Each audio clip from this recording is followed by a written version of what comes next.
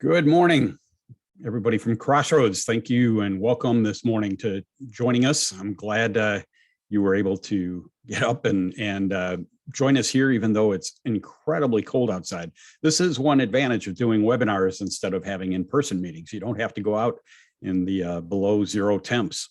It is cold, and I can hear the response here. How cold is it? Right? It's so cold. I've been out shopping for thermal toupees.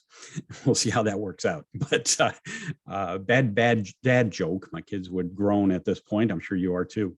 But I'm really glad you're here. My name is 𝙎𝙤𝙗 𝙎𝙚𝙖𝙧𝙘𝙝 I lead Crossroads Career Network for the Minnesota area, and I'm really glad to have you all join us today.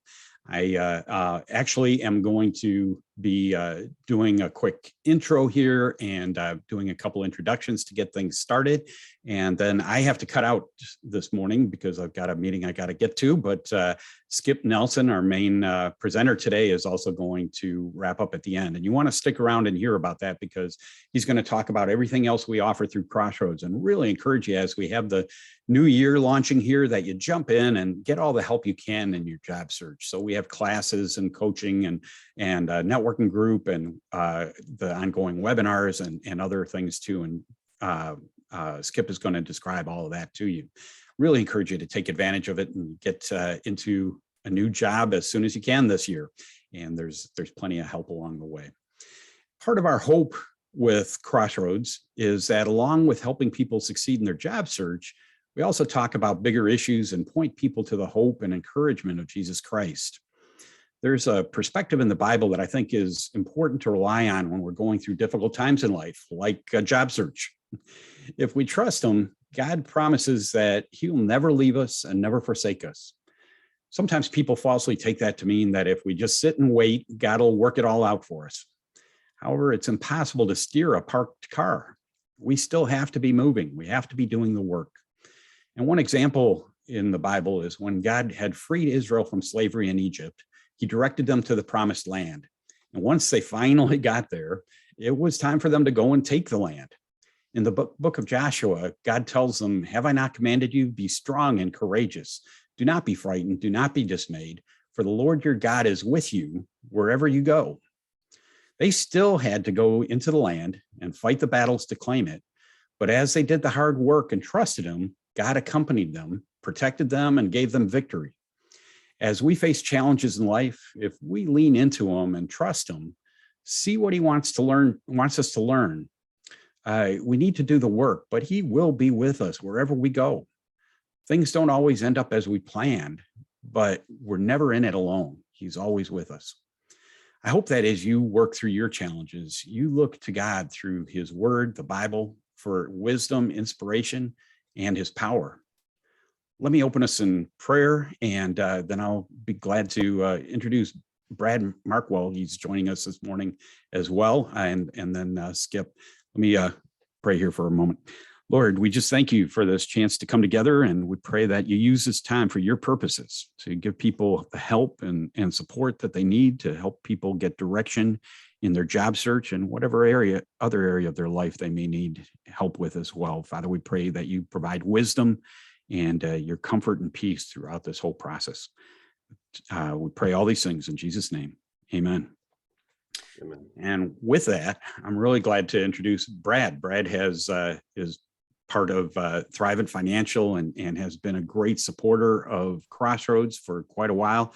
He does a lot of work with people in job transition, and he has a story of his own transition that is compelling in terms of what he learned in the process and what it meant to him. Father, I just am grateful for him being here, and I will turn it over to him. Thanks, Brad. Good to see you. Yeah, good morning, Harry. Happy New Year. Happy New Year, everybody. Got a little bit of a cold that I'm battling. It seems like everybody's got a cold, it seems like today, but it's a pleasure to be here with you this morning. My name is Brad Markwell. I work for a company called Thrivent. It's changed names multiple times. Lutheran Brotherhood, Thrivent Financial for Lutherans, Thrivent Financial, and now we're Thrivent. I think that's where we're going to stick. But I'm just here today to really just share with you my own personal story, which was Embarrassing. I didn't really like to share it because I was not where I wanted to be. And, trying to do all the right things in life and pray about it and then have things go the wrong way. I just kept thinking, why me? What's going on? And so here's just a part of my story and really why I'm here today. So I started with Lutheran Brotherhood, now 𝙬𝙤𝙗, back in August of 2002. So this year, can't believe it, I'll celebrate my 20-year anniversary being at 𝙬𝙤𝙗. Never, I guess I didn't even know what was going to happen when I started that job. I had just come out of working with the Gillette company selling Mach 3 razor blades, 𝙬𝙤𝙗 deodorant, and Oral-B toothbrushes. And so 27 years old, really didn't know what was going on, just starting a family. So what happened was, started working at 𝙬𝙤𝙗. Things were going, average, just trying to start a business and working my butt off, and had just gotten married and hadn't started a family yet. And about 5 years into my career, I decided to go into a different business model within 𝙬𝙤𝙗. And at that time, I went from being an independent contractor where I was in control of my own income to being a corporate employee where 𝙬𝙤𝙗 decided how much they were going to pay me. Now, I went into that business model thinking, okay, I'll sacrifice for a little bit here. We think the business is going to grow and everybody's going to make more money and we're going to be able to help more people. Well, that didn't happen. And so what ended up happening was join this business model. During that time, my wife got pregnant. We had our second child, Zachary. And while we were going through that, we were slowly financially going like this. And it had been happening before we had our second child, Zachary. So we had a new house. We had some new stuff, and our income was going like this. Okay. We're on a very, very tight budget. I remember we had $500 for every 2 weeks to buy gas, buy diapers, buy formula, and it was gone. It was like anything that we could do for free, we would do. And, during that time, it became very stressful between my wife and I didn't know if we were going to continue to be married. We were arguing. I was sleeping on the couch. We couldn't we could pay our bills, but we couldn't pay them all. Each month it felt like we were going backwards to not pay this bill and pay this one, and this creditor's calling and blah, blah, blah. It was stressful. So during that time, I told my wife, I said, hey, you got to go back to work. Our plan isn't working. And that was a tough conversation. She's a very professional businesswoman, came out of pharmaceutical sales before we met. And so we had to save our house. We had to do what we had to do. So she went back to work. And then during that time, we were about even. And, that's not the goal either. We wanted to continue to push forward. And we're continuing to argue and continuing to argue. And I'm laying on the couch and I'm praying and I'm asking God, I'm like, God, I'm trying to do the best things for people. I'm trying to help them out. I'm helping them out, all these job transition people with networking and finances, because they have questions just like I do. And I'm doing the right thing Just take everything from me. Just take it all. All I want is my family, and I want my wife back. Just take everything from me. What else do you want? And I kept saying that over and over and over again because things just didn't get better. So during that time, as I feel like I'm losing everything, my wife meets this gal by the name of Catherine Byers-Breed. Catherine Byers-Breed is a job hunt coach. She runs a company called 𝙬𝙤𝙗. And what she provides is education to the job seeker or somebody who's looking at changing jobs or careers, to give them the education that they need to get to the career that they want. And my wife said, hey, I listened to this gal speak. She was really, really good. I think that you could partner with her to deliver the financial education because we're going through it. How are you going to pay your bills? What are you going to do with health insurance? Do you have an old 401k that you need to control, or 401ks? Are you in a lower tax bracket due to this job transition? Are you maximizing it? What are you doing? And I thought, you know what? Let's give it a go. Who knows? Let's try it. Because I got nothing else going on. So I did. And what ended up happening was, gosh, over a decade, all that I've been doing is servicing the job transition community. And during that time, as I kept praying and praying and praying, God, just take it all, take it all. What else do you want from me? What else do you want from me? I'm still sleeping on the couch. That's not where I want to be. About, I don't know, when the sun was coming up or really early in the morning, I'm on my knees, I'm praying, and all of a sudden, and the real deal, I shut, a light comes on in my head for the very first time. And I'm a Christian, and I've always been a Christian. I believe in God. And I'm like, is that you? Can you hear me? You know, like, really? Holy cow. I've been saying this over and over and over again. And I'm not kidding you. Since that time, over 11 years ago, and in doing the right thing for people consistently and still do it, things have gotten better. Here's what happens. Things get better, get better. It wasn't just taken care of. It slowly got better. And then what would happen is I'd think that I've got this thing wrapped up and I'm good to go. And I wouldn't listen, and I wouldn't stop doing some of the routines and habits that I was doing. And then things start to slide. And I call it connected to the vine. I get disconnected from the vine. And I'm like, Brad, you got to get back and get reconnected. And then I got to, pick myself up, get reconnected back, and then keep going. As a result of that, what happened is that now I've formed my own team called the Focus Forward Financial Group, which Skip Nelson is a part of. And we service the job transition community. And who would have ever thought, and nobody in my business, I don't think, really does this. Hey, our marketplace is to service the job transition community, to help them network and get the job or get connected to people that can help them and answer any questions that people have financially. We look at people in job transition as not people that are broke, but people that have options, and they don't know who to trust, because a lot of folks are in a very vulnerable situation, and we step in to try and help them. Having done that so many times and traveled around and spoken with Catherine and now other partners that we've created, partnerships with Crossroads, partnerships with Wooddale Church, partnerships with Executives in Motion. There's multiple groups that we talk to. By praying, by believing, by doing the right thing, we've been able to form a team to service the job transition community, where others look at people in job transition as being broke because they're not bringing in any income.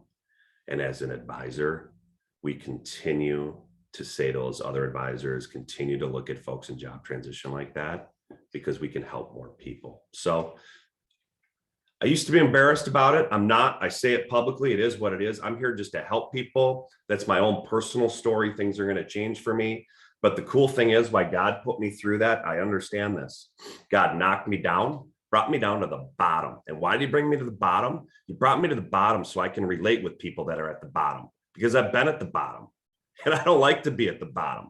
And I know, I listen and I can empathize with what you're going through. And at the same time, he said, you know what? You're not going to stay here either, Brad, with your family. You're going to continue to ride this thing up, and we're going to create other opportunities for you. So what does that mean? That means that we can meet you, whether you're at the bottom or on your way up, or if you're getting close to the top. Where are you at?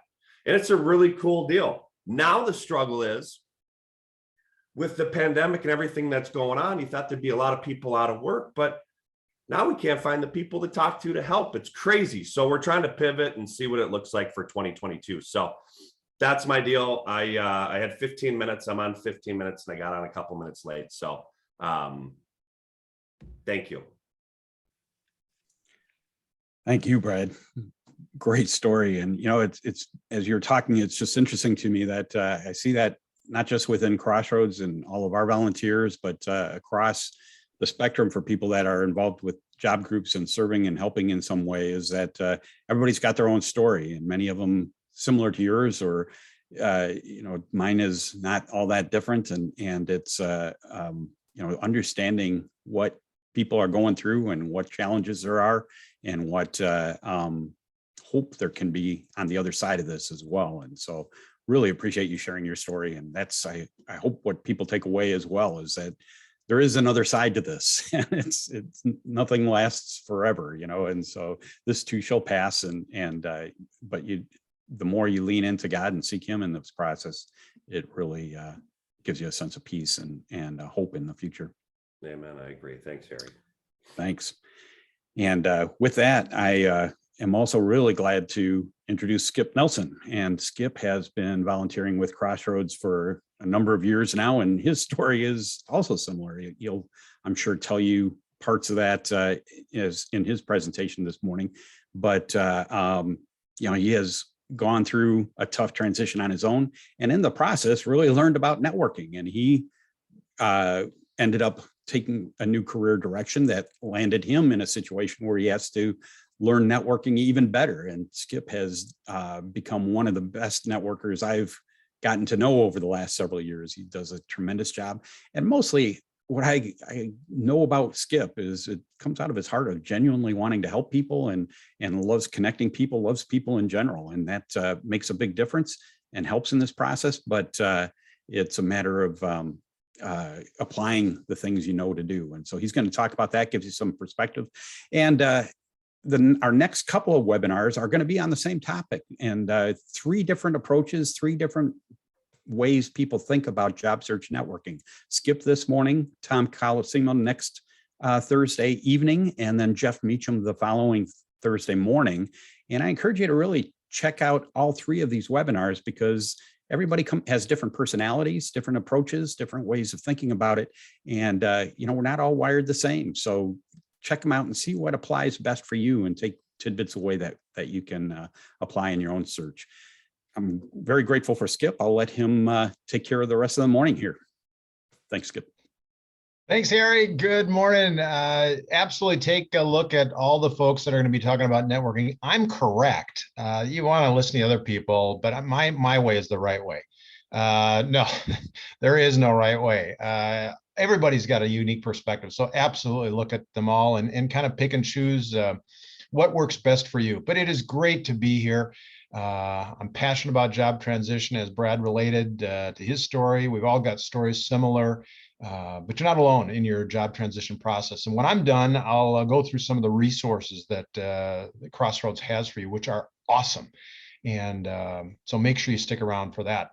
But I got news for you. Your mother was wrong. It does pay to talk to strangers. And that's part of what we're talking about today, right? Now we network with strangers, but we also network with people we know. And in that regard, a question: what profession does the best networking? Any guesses? Fishermen. Networking, get it? Yeah. 2 drink minimum, ladies and gentlemen. Shows at 6 and 10. No, that bad joke. We're just continuing. Harry started the bad joke. You started it, Harry. So I'm just continuing. But it is every profession involves networking, and really, it's not just about jobs. It's about a lot more. And so the presentation, let me share my screen with you, is about networking, but not just in job transition. Because the thing that I've certainly found in networking is that it is far more than, I'll go back here. It's far more than just job transition, obviously. And networking is critical in any element of life, but especially in job transition because we are so in need of meeting people to get our next gig. And so a lot of things we're going to talk about today, and I'm going to try to give you tools that I found in my own job transition and in the hundreds of people that I've coached since on tips and tricks on how to make networking most effective for you. But I've got a philosophical question for you. Do you like to floss? I know this is deep, especially this early in the morning, but do you? I don't like to floss. It's a chore. It's a pain. I do it, but I don't like doing it. And it's okay that I don't like to do it. The benefit far outweighs, right? I want to keep my teeth. I want to be healthy. So I do it anyway. And stick with me here. There's a point to this other than dental hygiene. Networking is very similar to that in that there's a lot of people listening to me right now this morning on this webinar that don't like to network. It's probably not something that you would choose to do for funsies, right? You may really dislike networking. It might make you really uncomfortable. But like flossing, that's okay that you don't like it. That's all right. You cannot like it. But like flossing, you still need to do it. It's a critical element to a healthy job transition or even business structure to put yourself in a position to be able to succeed in really any element of life. Personal networks are incredibly powerful. And so whether it's flossing or networking, it's okay not to like it, is my point. Many don't, but we still need to do it. Now, one of the best networkers that I have ever met, and one of the best in the world, is a gentleman that I'm going to get to in just a second. I'll let you kind of percolate on who that might be. One of the best in the world. And actually, he's from here. But I do a lot of speaking. I've trained and educated people for 20 years nationally. And a lot of things that we can't really define. So I like to try to define what we can define. And so what about networking? Well, Webster says that networking is the action or process of interacting with others to exchange information and develop professional or social contacts. Makes sense? I think that kind of sums it up, right? I pretty well encapsulates what networking is in my mind, hopefully in yours too. But there's things well beyond that as far as what networking is and does. And I don't know if you've come up with names in your mind, and we are fortunate. We are probably in one of the best areas for networking in the country. Not only the Minnesota Nice, where a lot of people are willing to network with you, but we have some of the top networkers, and I'm going to get to some of them later also. But the person that I'm referencing as far as one of the best in the world is a gentleman by the name of 𝙎𝙤𝙗. Harvey's a great guy, and he started here, started an envelope company years ago in Minneapolis, and became a multi-New York Times best-selling author and business and sales expert that speaks all over the world, is in newspapers all over the country with an ongoing column, and is just an astonishing networker. But Harvey's known as a guy that if you need to get something done, you call Harvey because he can get it done. People don't always know how, but he can get it done. He is a get things done guy. And not only here, but nationally and in the world.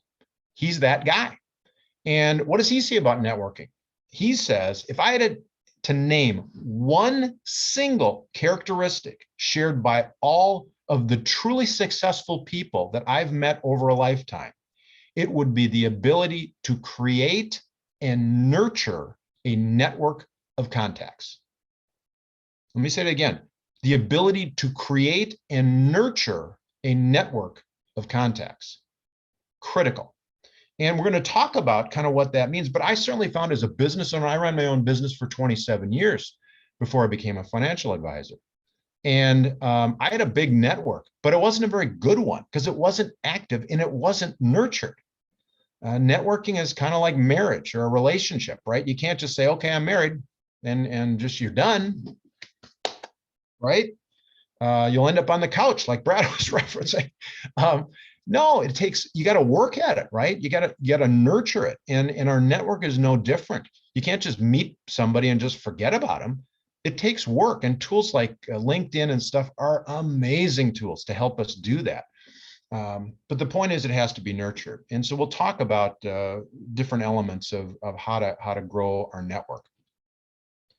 Now, for those of you that are in job transition, and I can't see you as if we were in person, but if you are in job transition, raise your hand, and I'll see.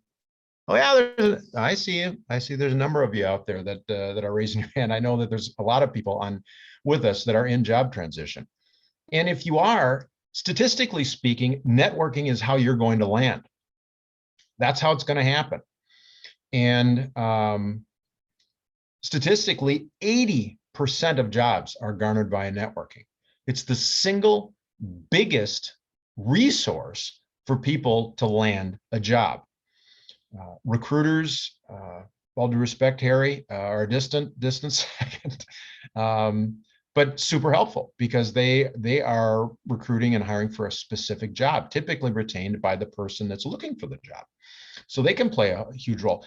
And internet, a distant third behind that. The point is, just because networking is statistically the biggest element in job search, does that mean that recruiters aren't a valuable one? Certainly not. Does that mean internet is, or even some of the smaller ones? Classified ads, if, geez, where's that? You just go to the newspaper, right? What's that? It's changed a lot over the years. But they're all valuable. We want to diversify, kind of like in financial planning, right? You want a diversified portfolio. Well, in networking and job search, it's the same thing. You want to diversify. Statistically, though, since networking plays such a huge role, it should occupy about an equivalent amount of time in your job search. 80% of people find through networking. So about 80% of your job search should be focused on networking. Does that, again, mean the other ones are not valuable? Of course not. If you apply for an ad that you see a job and just apply blindly, there's probably only about a 5% success rate for a blind application. Does that mean it's not worth doing? Of course not. Are jobs garnered that way still? You bet they are. But just make sure you're not spending most of your time doing it. I've coached people that say, geez, I'm working, 10-hour days. I'm on the computer and I'm sending an application after application after application. I'm not hearing anything, it's not working, whatever. And it's probably not going to, statistically speaking. That's not how it's going to happen. But can it? Sure. Do people still get jobs that way? You bet they do. But just make sure your time is based more on what is most likely to be successful for you in your job search. Where do you network? Where can you get the job? That could be anywhere. But from a networking standpoint, that could be anywhere too. We went through the holidays. You get together with family, opportunities to network. Now, you probably don't want to say, hey, Uncle Harry, here's my business card. Are you looking for some help in the sales area? You're probably going to get relegated to the kids table. It's kind of creepy. You don't want to do that necessarily. But the point is, there's networking all over the place. Is it an opportunity to network over the holidays? Absolutely. I know when I was in job transition, I was hesitant, kind of what Brad referenced. I was hesitant to kind of tell people that I was going through job transition. We get prideful, and we don't want people to know what's going on in our lives if it's not ideal. And but I found that, how stupid is that? I had to get over my own pride, because people can't help me if they don't know I'm looking for a job. And so I would reach out to Uncle Harry and say, hey, I know you've been in this business. I'm in job transition. I'm looking, and actually I'm looking in this area, in this field, or I'm looking, do you know any contacts at Target and Cargill or whatever the companies might be? And Uncle Harry might surprise you and say, geez, you know what? Yeah, my neighbor works there and I'd love to connect you. The point is, there's opportunities to network everywhere. Family gatherings, church, neighbors, customers, former customers, employees you worked with, charitable organizations, professional organizations, and we're going to talk about the invisible job market later, but the point is it's all around. And so it's there. You just have to reach out and find it. Obviously, it would be ideal if we can be hitting on hiring managers and decision makers that are actually making the decision on that specific job we're looking for. But we might not be able to. But again, the more nurtured and big your network is, the bigger the chance that you might have a contact that knows that person. And that can turn out to be a critical element of your job transition and making it go as quickly as possible. Why? Why do you want to kind of network into a decision maker? Let me ask you a question. How'd you find your last job? How'd you meet your spouse or significant other? How did you find your doctor, your attorney, or your financial advisor, right? How did you find them? You might have talked to somebody, might ask somebody like, well, geez, who do you use? Or who do you know? That's networking, right? Sometimes we get so bent out of shape about, oh, I don't like networking. I'm not comfortable doing it. I don't want to call these people I don't know or whatever. Well, there's a lot of elements to networking, and just doing that, you're networking. So you're probably doing it and don't even realize it. And so we don't know who we don't know, but we also don't know who the people we know. And that's what can make it so powerful. So the bigger our network and the more active our network, the better the chance that we might have that decision maker or somebody that's incredibly helpful in our job process. And we also obviously want to expand our area of influence, not only by meeting more people and having more people in our network, because that'll help us, whether it's in job transition or whatever your business is. Maybe you can have people that'll help your company or whatever. But beyond that, the more active your network, the more nurtured your network, the more you will be able to help others, because your network is incredibly powerful. And that's where it really is fun, where you have a network that you can be of help to others when they need it. Now, what about the size of your network? How many people think you're in your network? And I go, I got mom, got my cat, 2, right? A lot of times we don't think we really have that many people in a network. But we do. We have lots of people in a network. And Columbia actually did a study last year, and they found out how many people are in an average individual's network. Now, this is not a superstar Harvey McCain networker guru, not their network, average individuals network. Any guesses to how many people they found in their study that an average person has in their network? Think in your head, what number would you come up with? 10, 50, 100, 200, whatever. How many people do you think? Guesses? 611 on average that people have in their network.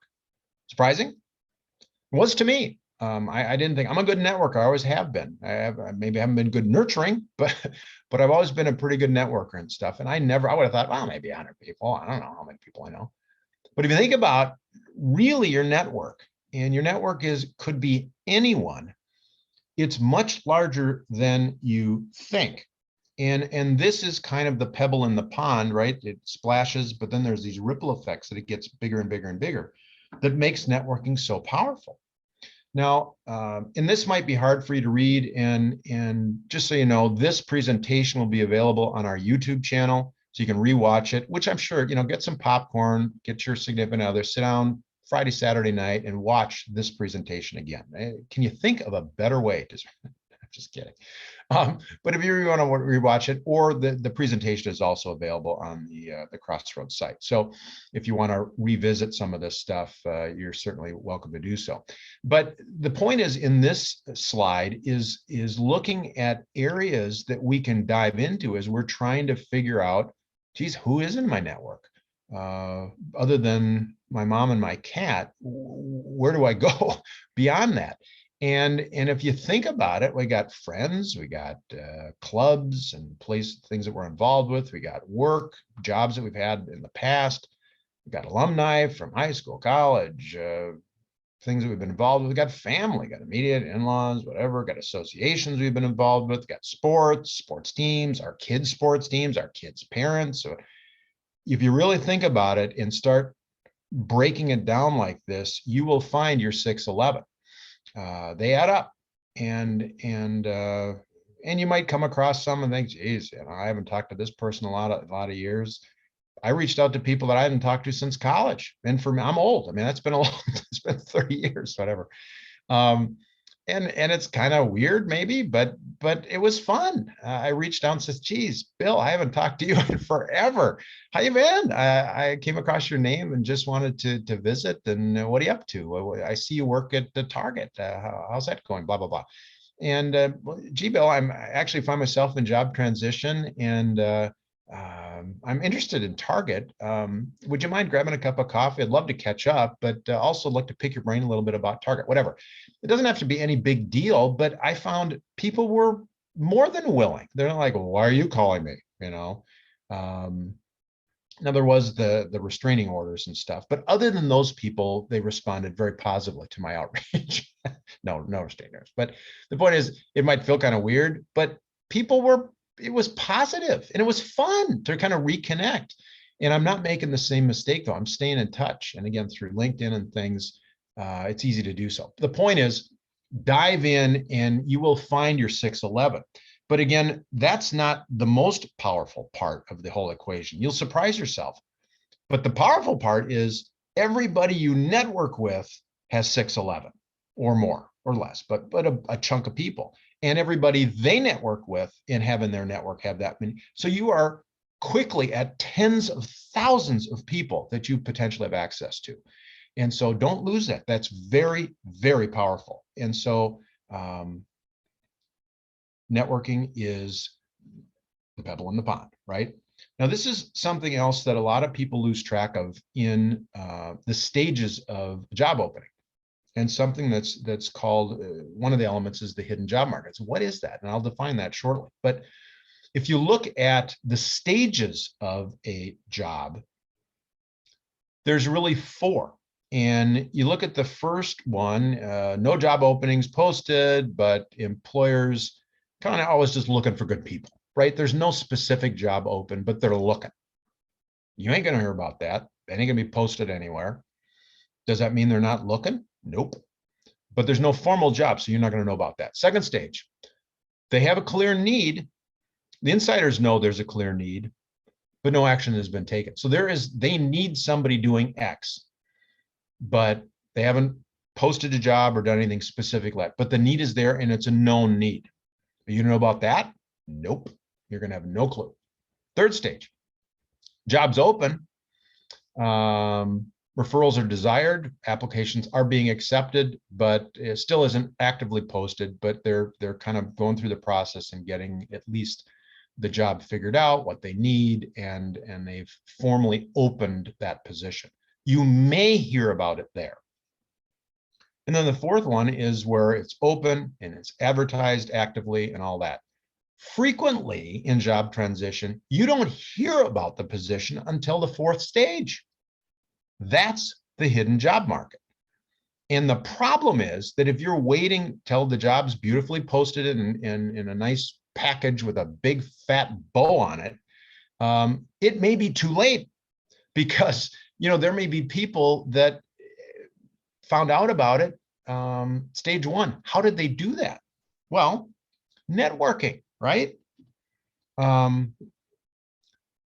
Because the hidden job market, you're not going to know about unless you're networking in and people know you're looking. And that's where something like this happens. Jobs not posted, again, back to stage 1, not posted. There's no formal job, but there's a need, but they're not even looking yet.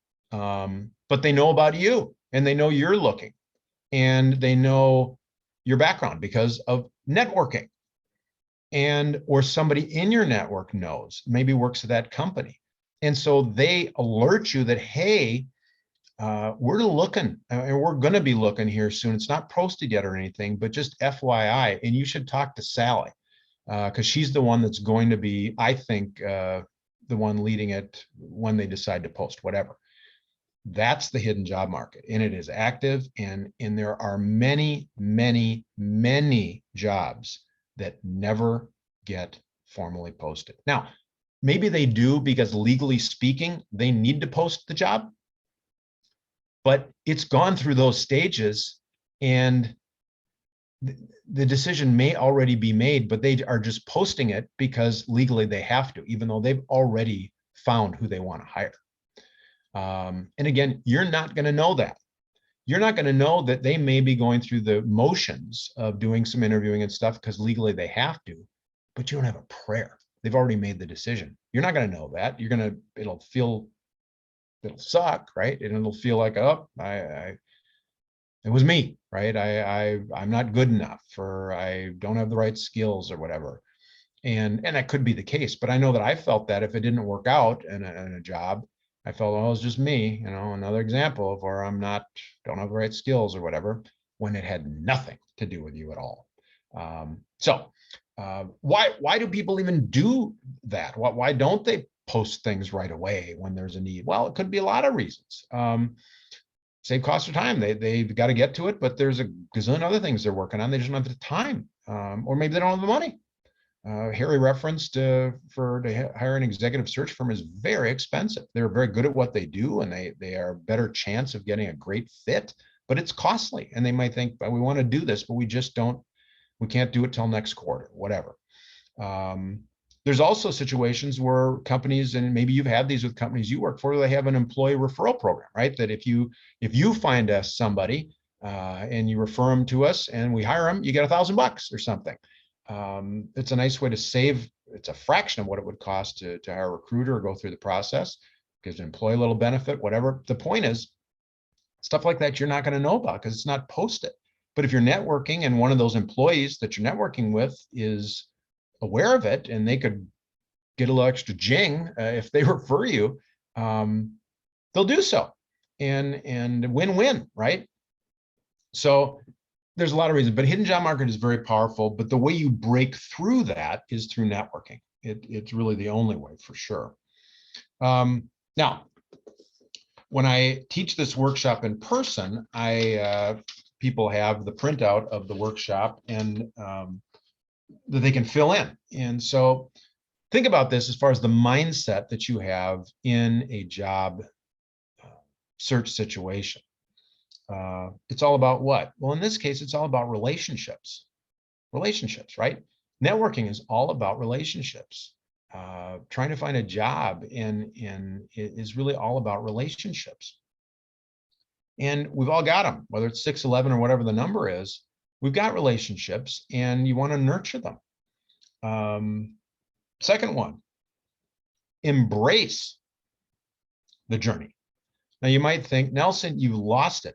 Job search sucks. It's awful. I don't want to embrace the journey. I hate it. I feel like I get rejected all the time. I feel like I'm useless. I'm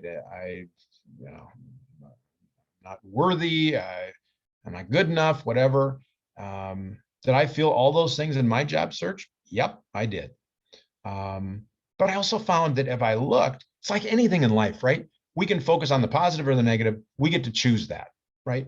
We can always choose what happens to us in life, but we can choose how we respond to it. And that's a simple thing. It's a hard thing to do, I find, but it's doable. And it is ultimately our choice. And I found in job search, I could have a pity party, and I had them. And I could be ticked off and depressed and frustrated or whatever if I just focused on all the bad and it wasn't going my way and it's taking too long and another rejection and blah, blah, blah. Yep, I could focus on that, but I could also focus on positive stuff. Is there positive stuff in a job search? Yeah, there are. I found two big positives in mine. One, time. I had time to do things I wouldn't normally be able to do, whether it's time with ailing parents or volunteering or whatever it might be. Time was a valuable thing. The second thing that I found was incredibly valuable in my job search was people.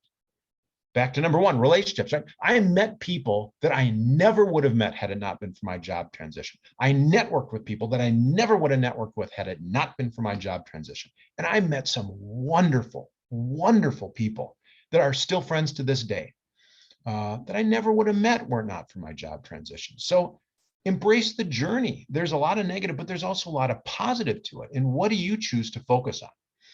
3, it's not about what you know, it's about who you know, right? That's normally the one. But I will change, since we're talking about networking. It's not what you know, but it's about who you'll meet.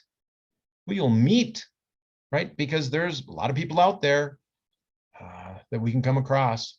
And that's really what it's about. Who are you going to meet? And again, you can't just meet them and say, okay, see ya, and that's it. Then that's not going to do any good at all. But who are you going to meet, and who are you going to network with, and who are you going to learn about, and who are we going to allow to learn about you, and begin the process. So it's critical about who you're going to meet.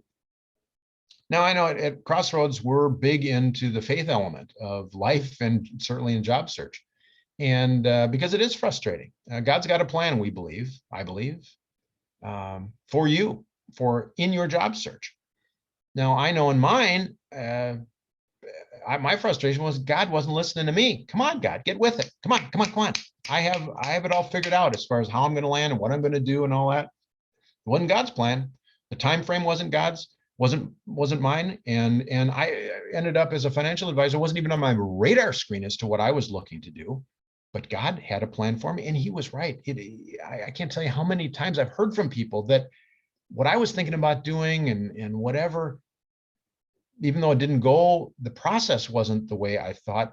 God's plan ended up being way better than I could have ever imagined. And it was for me too. I wasn't looking to be a financial advisor, and what a privilege.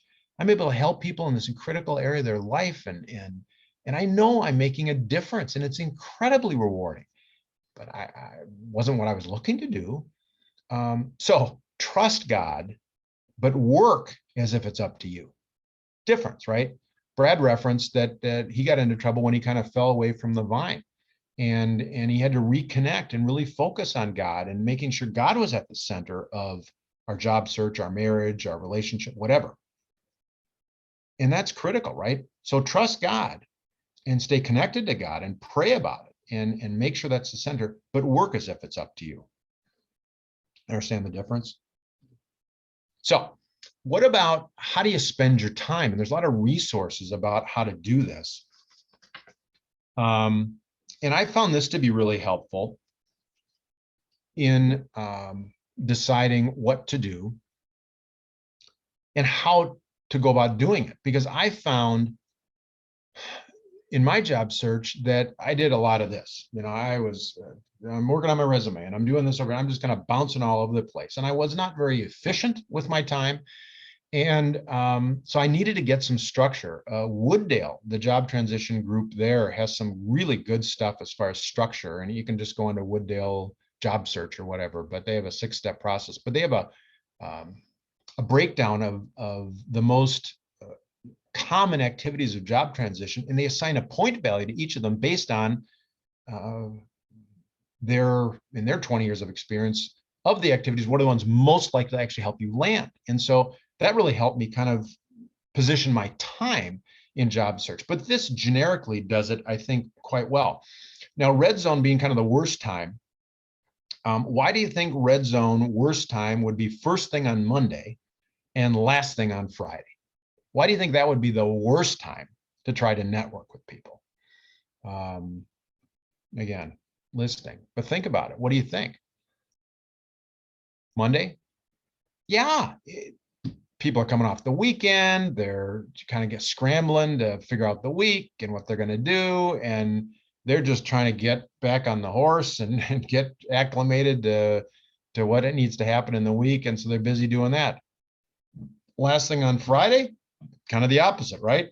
They're probably checked out, thinking about, geez, what are we going to do this weekend? And we're going to the cabin, or we're going to do this or that, or got to get the kids and what activity, blah, blah, blah, whatever. They're not fully there. Now, similarly, the other side of those 2 days, the yellow zone on Monday Afternoon, better than the morning. People are kind of getting going, but still, they're still figuring out the week and probably not ideal. And similarly, Friday morning, not completely checked out, but they're getting there, right? So not an ideal time. Your prime time, your green zone, your time that is going to be the best to try to network and work on your networking in particular is Tuesday, Wednesday, Thursday. That's when you're most likely to be able to get people's best attention and get their focus and most likelihood of them willing to network with you. Make sense? So it is important when we network to do our homework. Now, I was never a big homework fan in school. I squeezed 4 years into 5 in college. But we need to do our homework in job transition, because the thing that I found is that it's kind of like as a financial planner. I find that it's kind of like, in that regard, it's like going to the dentist, right? People know they should get back to the flossing. There's a lot of dental analogies here, but getting back to the flossing, right? People know they should, but they don't want to. It's not pleasant. It's uncomfortable. Financial planning, same deal. They know they should, but they don't want to. In my job transition, I knew that I should kind of look, but I didn't really want to look at the details of my background and what are my weaknesses. I don't want to talk about that. I just want to avoid it. La, la, la, la, la. If I don't think about it, I don't have weaknesses, right? Oh yeah, they're still there. And so it's best that we really do an honest self-evaluation as we're looking at what we want to do and where we want to focus in our job search. Be honest with yourself, because I got news for you. It ain't going away. Your weaknesses are your weaknesses. And if you don't acknowledge them and either work to improve them or figure out how to work around them actively and front and center, it's going to be an obstacle for you, because they're going to come up and you better have a way to deal with them. And so what do you want to do? I like to talk about, if you had a magic wand and you could wave the magic wand and you could create the ideal position for you, the ideal. And again, it's magic. So could be anything. Where would you want to work? Where would it be located? Who would you work with? How would you be managed? How would you be compensated? What type of people would you work with? Whatever, just as detailed as you can get. Sit down with a pen and paper and write it out on paper. What is your ideal job? What do you want? And then you got to do the analysis. I mean, okay, within that, what are my positives and negatives? What do you have? Your strengths, kind of the strengths and weaknesses thing that businesses do, right? If we're doing a market study, you do strengths and weaknesses as a company. What are our strengths and weaknesses? What are our competitors' strengths and weaknesses, to figure all this stuff out? Well, it's the same thing. You have them. The other people vying for the jobs you're looking for have them. And the person that's most in tune with that is going to be far ahead up against the one that's going la, la, la, and they don't want to know, right? So what do you want to do? What's your passion? Now I got news for you. You're not always going to be able to work for your passion. It almost ticks me off when people say, find your passion and you'll never work a day in your life. Well, right, of course. But I'm sure people that are laying concrete on a 100-degree day, that ain't their passion. They're good at it. Maybe they get some level of reward from it, but probably isn't what they would be passionate about doing. There's jobs that need to be done that maybe aren't our passion, but find out do you find rewarding within what maybe the thing isn't your passion, but can you derive passion out of it? And so what are you looking for in your next opportunity? What do you want to get out of it? What do you find rewarding? So for specific things, you got to evaluate yourself. You have to evaluate the companies. You got to research the company and what's going on with the company and how are they hiring and what's their culture like and all that. What about the industry? Maybe the company is doing really well, the industry's not. Maybe the industry is doing really well, the company's not. So based on your research, what do you find might be areas that company could use help on? Based on your networking, talking to people that work there, talking to people that know the industry or whatever. What are you hearing? That's all part of the process. And based on what you know, what's your value? What could you bring to the party that might help address that? And if you can find out who in the company might recognize that value, maybe they're in that specific area of the company or whatever. And specific, what do you bring to the table? What do you do? What do you bring that is different than all the other people out there? Again, people that are talking to you and interviewing you are going to be asking these questions. And if you haven't asked them, and if you haven't worked through that in your head and come up with answers to those questions in your head, you are going to be kind of just trying to keep your head above water. You're not going to be in control. And if you get this stuff figured out, the best you can, a lot of these things there isn't specific answers to. It's not like, okay, got that all figured out. No. But it's an awareness, right?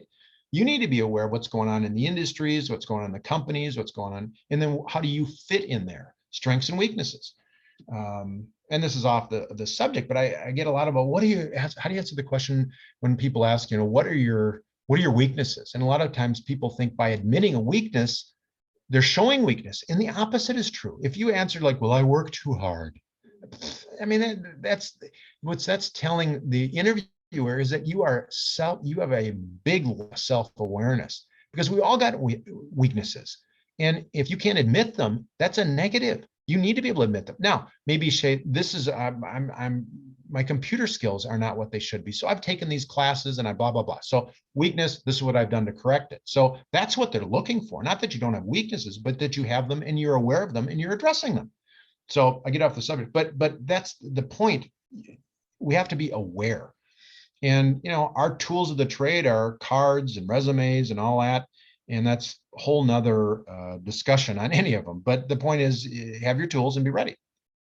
So we talk about kind of a resume elevator speech. There's basically 3 goals that you want to have. You want to be very clear in talking about what talents you have and the things that you want someone to know. Now, hopefully what you want them to know is based on, through your networking and research, things that are important in that industry or to that company. What you want them to know may not be what they want. You want to be focusing to the best you can and understanding what they might value.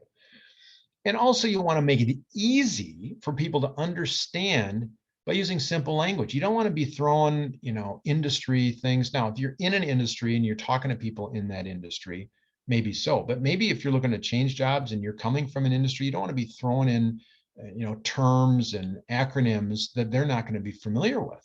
And you don't want to be talking at a too detailed way, even if it's, if you're an engineer and the person doing the hiring is not necessarily an engineer, and you're talking in terms and stuff that they're like, no idea what you're talking about, consider the audience, consider who you're talking to. And have an objective. What do you want to accomplish in this interface? Have a goal. And it will serve you well in guiding you as to what you do going through it.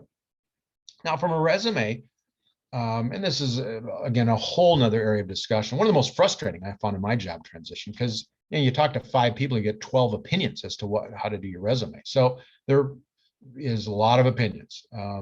But I think that this acronym is good. You just want to make it short.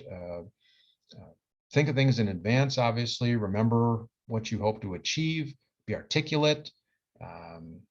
Make sure that in your elevator speech, you don't want to go beyond about 30 seconds. More than that, it's just too much. We have people, I've got such a vast background that's so important, and I'm so important. It'll take me at least 5 minutes to get. Nobody cares. They don't keep it short and sweet. That will serve you much better. And speak with enthusiasm and stuff. You're like, nobody, as I joke with people, nobody wants to hire Eeyore, even though there are times you're probably depressed and the process is getting old and you're like, well, I'd really be excited to work for your company. They ain't gonna hire that. So suck it up, be enthusiastic that this job is the most important job that you've wanted in your whole life. And you are so excited to do it. Now, you may decide it isn't, but in the process, be enthusiastic. At least if you decide later that you don't want the job, then it's how nice that it's your decision, right? But put yourself in the best position to at least get an offer, hopefully, and be enthusiastic and be full of energy. That is very, very powerful. and set goals for what you hope to attain as far as number of contacts or whatever. So here's an example. You want to be specific, but you also want people to know what it is you do and what it is you're looking for. Because as you're giving your elevator speech in a networking situation, you are helping them help you. And again, if you haven't figured this stuff out in advance, it's just going to make the whole process way more difficult and probably much bigger chance it's not successful. Hi, my name is. I'm a human resource professional exploring opportunities at the director level in the oil and gas industry. Do you know what that person wants? Yeah, I have a pretty good idea. Why should they hire you? What sets you apart? Well, I've helped deliver double-digit decreases in turnover and implement outsourcing programs that cut costs by more than 17%. People hire benefits. They hire accomplishments, whether it's in a resume or in an elevator pitch. That's impressive, right? I'd hire that if I was looking for somebody in that area. I'd like them to do that for me. Then I'm interested in staying in the Dallas area. Dallas would be pretty nice this time of year. And I'm willing to travel as needed. My target companies are Exxon, Hunt Oil, and McGuire. Now, in a networking situation, do you have a pretty good idea of who they are, what they do, what they're looking for, something that makes them stay apart? And does that give you things, if you're networking with this person, as you can be looking in your network and your LinkedIn about how can I help this person? Yeah.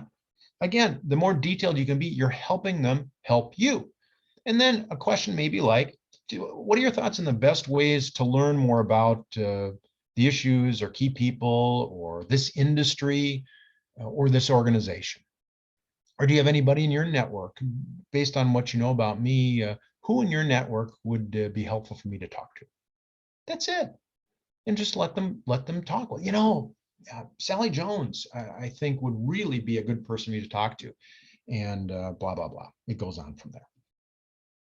What about a telephone script? Basically, six components: set the stage,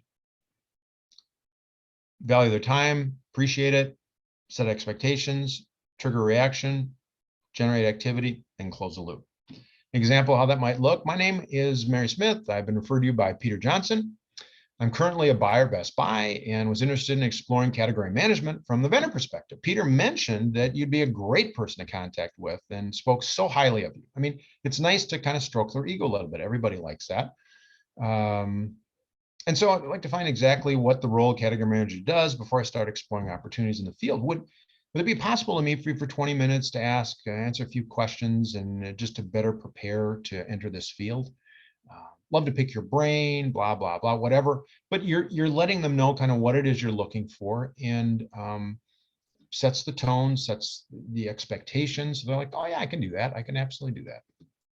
Keep it simple.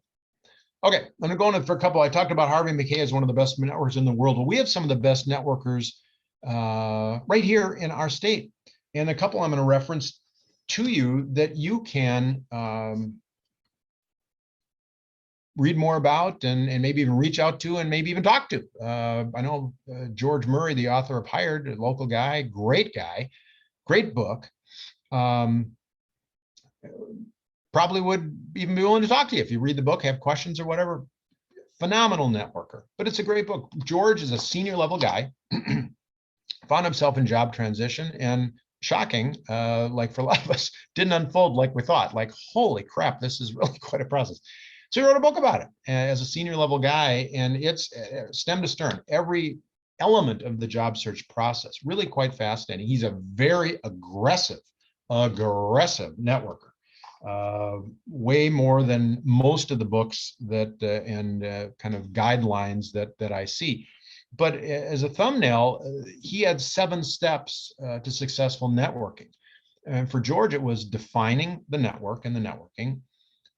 Introvert, extrovert, doesn't matter. Again, it's okay that you don't like doing it, but we still need to, and you can do it. It's a learned skill. Some of the best networkers I've ever met are introverts.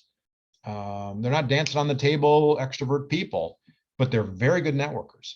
Again, what they would choose to do for funsies? No, but they're good at it because they choose to. and it's a tactic to a greater end. Prepare, right? Really important as far as your network, targeted industries, targeted companies. The biggest mistake I see people in a networking meeting or a group networking meeting is they go into the meeting and they don't know what they want. And people don't know how to help you. You must have a specific ask when you're in a networking meeting. And I know for me, I didn't know what I wanted to do. So I'm like, well, what do I say? It doesn't matter. Pick something. Network with people, maybe an industry you'd like to learn more about. See if it'd be an industry that you'd like to go into. So I'd like to learn more about the hospitality industry. Do you know anybody in that? Or I've heard good things about Cargill. Do you know anybody? Whatever. Pick something. Doesn't matter. You can change every meeting, but you must have a specific ask. Know your brand. Again, back to the research. You got to know yourself. You got to know your strengths and weaknesses. Know your ask. What are you asking for specifically? And follow up. You want to follow up with these people. Thank them for their time. Stay in touch. Again, continue to nurture the network. And one of the things he talks about is creating a personal board of advisors, which I think is a brilliant idea. I had one in my business, and it was incredibly helpful. People that I trust, that I value their opinion, and put them together to say, could we get together periodically, and could I just pick your brain in my job search? I did this in my company because I had people that were smart people, way smarter than I am, but they are also removed, right? They whether it's as a business owner or very personally as somebody in job search, you're not going to see things from the same perspective or probably as clearly as somebody removed. That's not you. And to have somebody that can be honest with you and say, you're missing the point, bucko. You know, you're said you were going to do these things and you're not doing them. What are you doing with your time? You're wasting time. Do, whatever. They can be honest with you, can hold you accountable. Very. So reach out to some people that you trust and put together a little board of directors that can help you in your job search. Another book, they're considered kind of to be the Bible of networking for job transition. If you haven't heard of it, you should. I think books like this are necessary reading in job search. The authors Marsha Ballinger and Nathan Perez, the 20-minute networking meeting. They found that it was based on the biggest obstacle for networking was time. People didn't have 2 hours, but they had 20 minutes. So they based the whole premise on setting it 20 minutes. And it's a blueprint of exactly how to do it. If you're not comfortable in networking or whatever, just do the book. It will lead you through the whole process. And I'm a good networker, and I found it very helpful. So there is structure, there is help to get the process done. From a 20-minute standpoint, they talk about make a good first impression.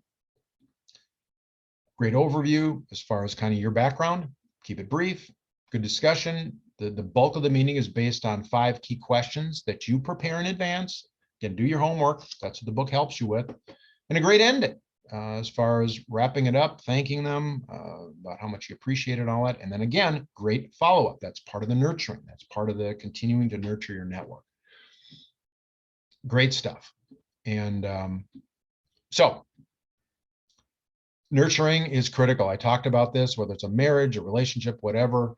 If your network is going to remain viable and powerful and strong, the key is nurturing. And that's what Harvey McKay referenced as far as it's not just having a network, but nurturing it, because that's where it's powerful. That's where it's not like I was talking about, oh yeah, I haven't talked to you in 30 years.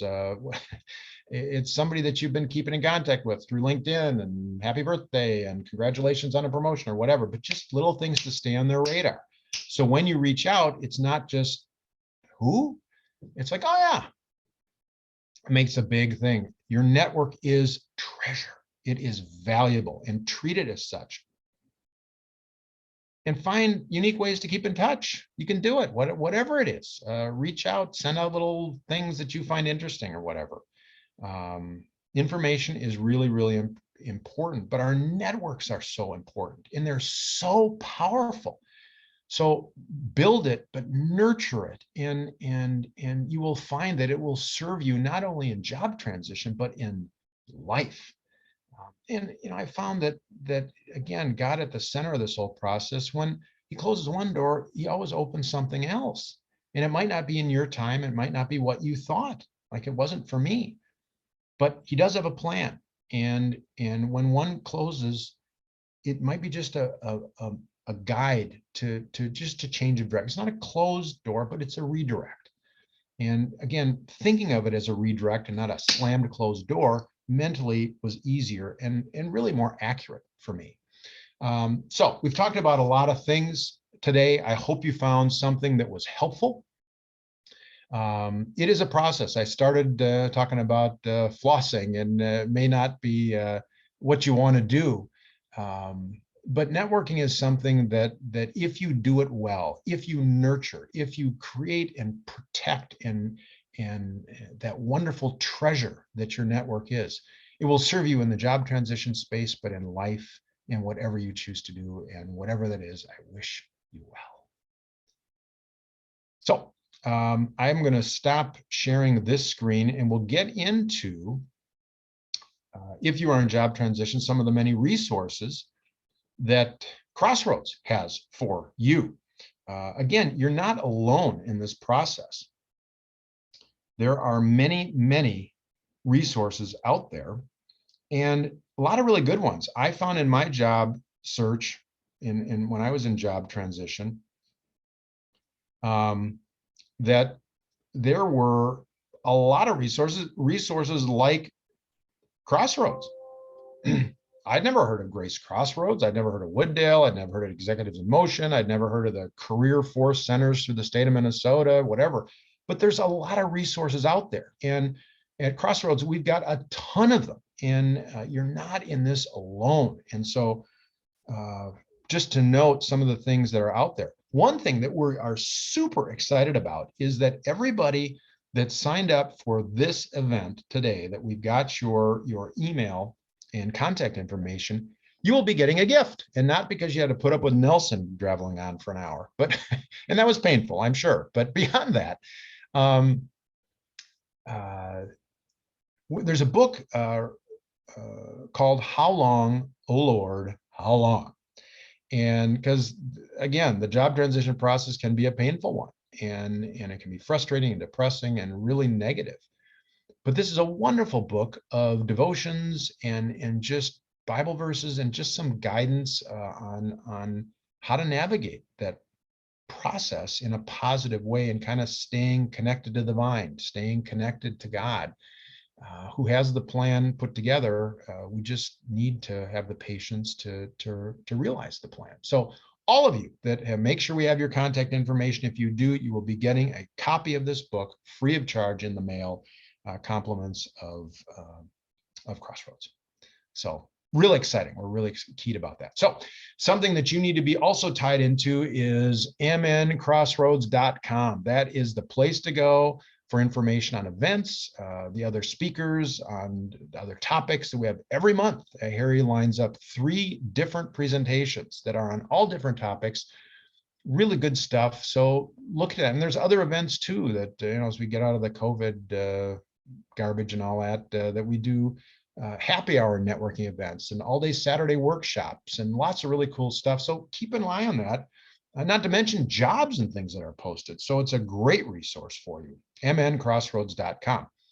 Now, when we're in person, we're at Grace Church in Eden Prairie, but there's 3 churches that we affiliate with that join us virtually, but that we try to get the message out to the Twin Cities, not just the kind of the southwest suburbs. And so the other churches that we're affiliated with are Woodbury Lutheran and North Heights Lutheran Church in Arden Hills. If you're looking for a church home, I'm sure any of them would be thrilled to have you. But again, Crossroads for details. Well, there's weekly opportunities. Right after this presentation is Networking with Grace from 9 to 11 every Thursday. Every Thursday, there is a networking group that meets virtually now.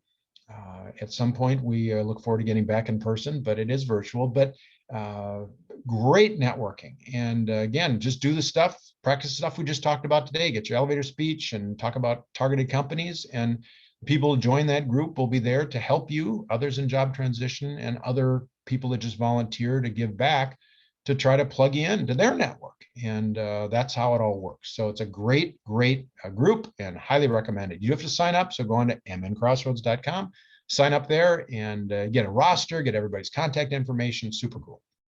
We also have one-on-one coaching available. So if you want somebody to sit down and talk more specifically about your individual situation, you can do that, and it can happen anytime. You can reach out at any time, and you can get assigned a coach that can look at your resume or do a mock interview, or just talk about, geez, I don't really know what I want to do, or I've got this networking meeting come up, whatever. Anything you want. One-on-one coaching is available. All you have to do is sign up. And again, God is the center of all this, and we believe in the power of prayer, and there are people praying for you today and praying for your situation. But if you want your specific situation to be prayed for, an interview you have coming up, or just attitude that you've been negative and whatever, reach out. We have a prayer team that are actively praying and will pray specifically for whatever you have going on. And we've got online classes. There is an 8-week class of literally everything you need to know about how to search for a job. And again, stuff I didn't know. It was all new to me. I'd started my own company out of college and ran it for 27 years. So I never looked for a job. So this was all new to me, but it's fantastic. It's every element of attitude, resumes, networking, targeted companies, whatever, that you go through with a group of 6 to 8 other people. We're starting new groups every month. So again, just reach out, get assigned. But and there's also a nice kind of a gentle personal accountability where you have these other people that are going through the same thing that you can talk to, but also you want to show up to the meeting each week and be able to show what you've done and that you are sticking to your goals or whatever. So excellent. I found that incredibly helpful. Harry actually was my teacher, so I had the best, but they're all super good. Really, really good folks that will be a wonderful resource for you. Make sure you join the Minnesota Crossroads Career Network on LinkedIn. Again, a great resource for you. A lot of stuff that's going on and a great way for you to chat with other people in the network. Really, really good folks and a lot of great resources to help you in your career search. This is something we're also super excited about, is that a lot of times we've got incredible presenters, today notwithstanding, but there's, nationally known, phenomenal speakers on a variety of topics of job transition. And we've captured them. Harry has set it up. So we have a YouTube channel. And so go on to YouTube and you can watch them whenever you want. This presentation or any of them. And there's some excellent presentations on any different subject. I mentioned the book Hired. George is on there. I don't know, Nathan Perez has spoken. I don't know, he might be on there too, but excellent people. So great resource. Make sure you take advantage of that. Additional resources come, and I'm very, very proud that my company, Thrivent Financial, has been, as Harry referenced, very, very closely aligned with the mission of Grace Crossroads. And as Brad mentioned, a lot of us have been volunteering and helping people in job transition because we've been through it. We know the journey and we're passionate about helping people going through it too. And my company has been a great sponsor. We help pay for those books that you get, along with other resources are doing that too. But it's a great pleasure to be, we are very big believers in what Harry is building and doing at Grace Crossroads, and just a thrill to be a part of it. Harry's put together an amazing team. There's close to, I think, 40 volunteers that Harry's assembled to help make Grace Crossroads happen. And really, really good folks that are just here to help you. So again, you're not in this process alone. You've got wonderful resources that you just have to ask. Again, the websites for the 3 churches that I mentioned earlier. If you want to go in person, if you want to stream, they both have services available, both ways to keep you connected to the vine in your search. So resources available, there's a lot of them. Hopefully you found some of those resources, maybe ones you weren't aware of, but they all would be helpful to you. And I would just close by saying that the job transition is a tough thing to go through, and I found something that I found to be very helpful as a way to look at job transition. When I was posing the question, what's the difference between a dictator and an entrepreneurial networking events organizer. And thoughts? Well, one capitalizes on socialism and one socializes on capitalism, right? But whatever you do in your networking journey, know that there are great resources available, Crossroads being just one. You're not alone. Reach out. There's help for you. And I hope you found something today, either in the presentation or in the resources at Crossroads provides, that will help you in your journey. Blessings to you. Stay warm, and let's connect on LinkedIn and network. Enjoy the day.